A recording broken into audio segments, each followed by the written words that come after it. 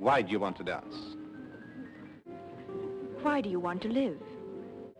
Well, I don't know exactly why, but I must. That's my answer, too.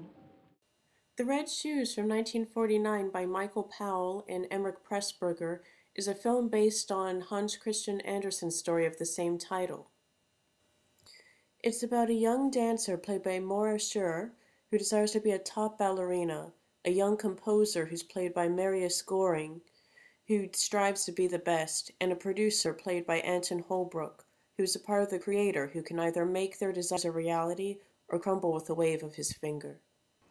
This was made for P&P's production company, The Archers, and backed by the Rank Company. That's the group that had Ken Richmond striking the huge gong. It was originally drafted in 1937 by Pressburger for Alexander Korda, who wanted a ballet vehicle for his wife, Merle Oberon, who wasn't a ballerina, but he liked the idea of her beauty being in such a setting. The war happened and Korda didn't make the film. That brings us to 1946, and Powell wants to make a film about ballet.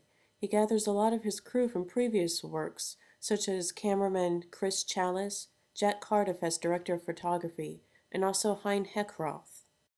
Heckroth was put on as head of art production, but he had never designed a film. He was a painter and rather unconfident about doing a movie.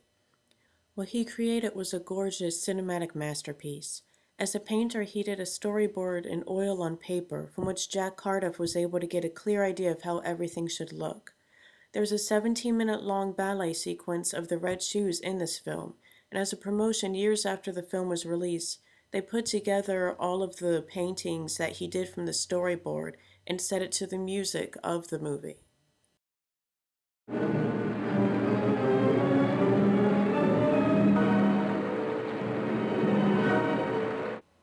Holbrook's character of Lermontov, based off of Diaghilev, who created the Ballet Russe, and Alexander Korda, both were known for their distinctive styles giving an illusion of luxury, doing anything for the purity of their art, as well as their skills in seduction and obtaining what they want.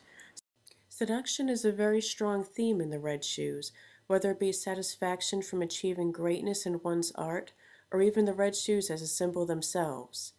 In the story, against the wishes of others, the girl sees these red shoes and desires them, and she dances and is happy, but then she gets tired, but the shoes still want to dance, and they dance her to death.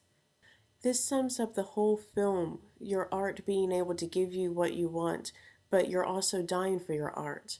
This movie has inspired so many filmmakers. In fact, this is the film that made Brian De Palma want to become a filmmaker. It's also one of Martin Scorsese's favorite films, and he helped to get this restored.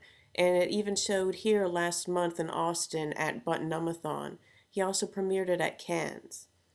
In the past, he's said that in interviews, in his fantasy world, he is Lermontov, where he's the absolute creator of art. It's arguably the greatest ballet film ever made, and one of the best three-strip Technicolor films in existence. Casting this film was difficult. By being a pest, P&P were able to get some of the top dancers of the time, such as Léonide Massine, who is the master choreographer of Diaghilev, and became the principal dancer when Nijinsky married and left the Ballet Russe. He also got Ludmilla Tchérina, who became the youngest ever prima ballerina by age 15, and Robert Helpmann, who is a top ballet dancer and choreographer in England.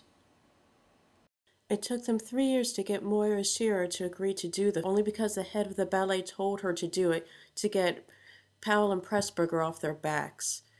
She was reluctant to do the film. She was on her way to becoming prima ballerina in her company and was making a big name for herself.